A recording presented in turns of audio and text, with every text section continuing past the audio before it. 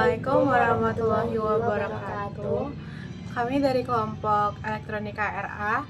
Di sini kami akan membuat praktikum monitoring suhu kelembapan dengan menggunakan mikrokontroler DHT serta LCD 16x2 I2C dan DHT 11. Sebelumnya, izin perkenalkan diri, nama saya Yemi Mahal Septiani dengan NIM 124430049.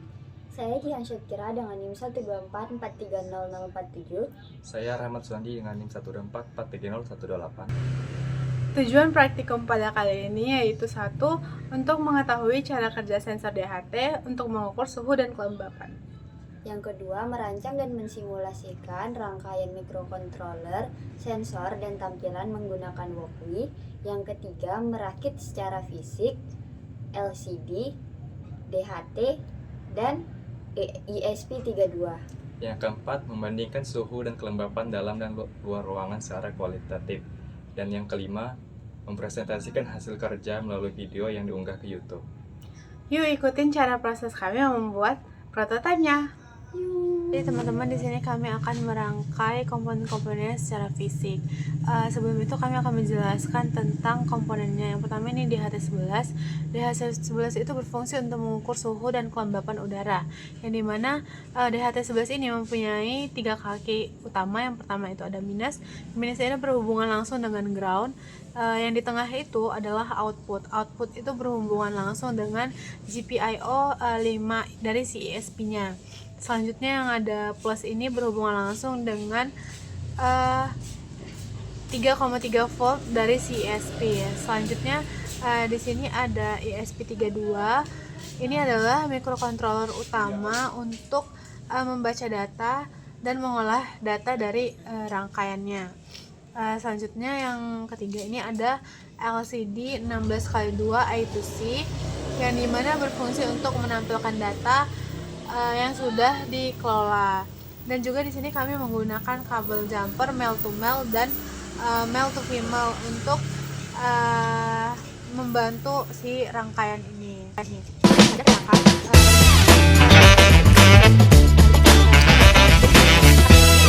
Ground. Ini berhubungan langsung dengan si ground. Lalu yang output yang di tengah berhubungan dengan J5 dari si ESP. Itu terhubungkan dengan kabel si putih ini ya. Lalu yang di plus ini kita hubungkan dengan 3V3 dari si ESP, yaitu ini, yang kabel hijau.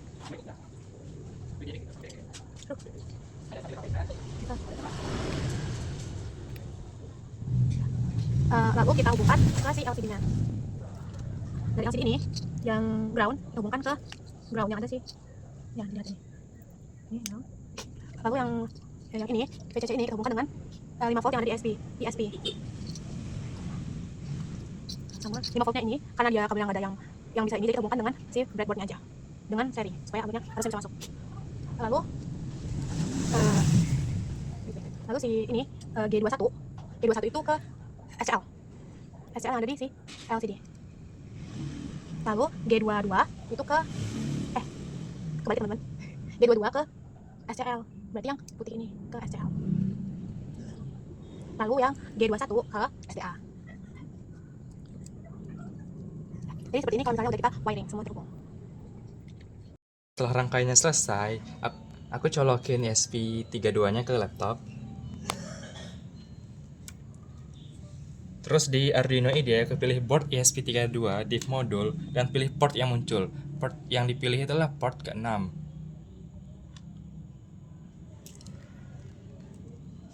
Nah, setelah itu aku upload programnya. Nah, kalau udah berhasil, biasanya muncul done uploading dan alatnya langsung jalan. Jadi suhu sama kelembapan akan langsung tampil di LCD. Dan codingannya juga bisa dilihat sini.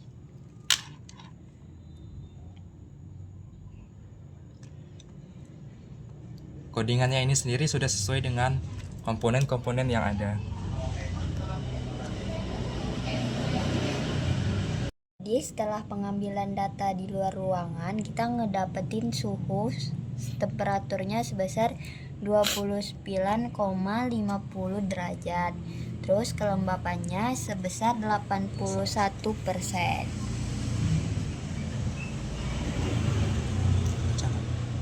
Ini ada kebaca.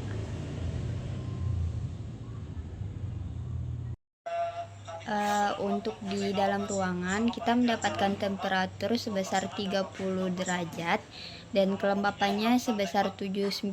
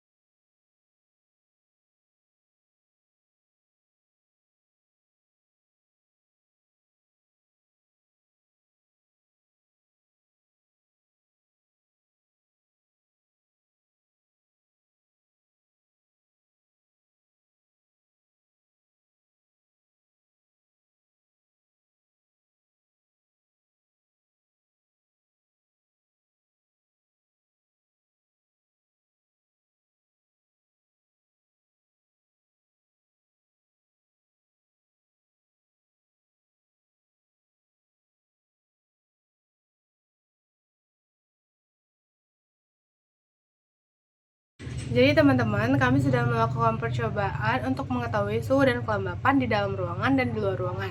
Yang dimana hasilnya itu di dalam ruangan itu suhunya itu mencapai 30 derajat Celcius dan kelembapannya itu 79%. Sedangkan yang ada suhu di luar ruangan itu suhunya mencapai 29,5 derajat Celcius serta kelembapannya itu 81%. Perbedaan di dalam ruangan cenderung lebih tinggi dibandingkan daripada di luar ruangan. Hal ini disebabkan oleh sirkulasi udara yang terbatas atau adanya aktivitas di dalam ruangan. Nah, sementara itu pula, kelembapan di luar ruangan lebih tinggi dibanding di dalam ruangan, yang mungkin dapat dipengaruhi oleh kondisi lingkungan, seperti udara yang lebih lembab. Secara keseluruhan, sistem monitoring yang dibuat mampu untuk membaca dan menampilkan perbedaan kondisi lingkungan dengan cukup baik secara real-time.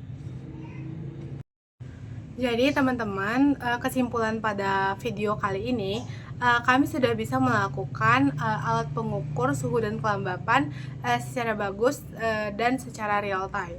Dari hasil pengukuran juga didapat bahwa suhu ruangan lebih tinggi di dalam ruangan dan kelembapan lebih tinggi di luar ruangan.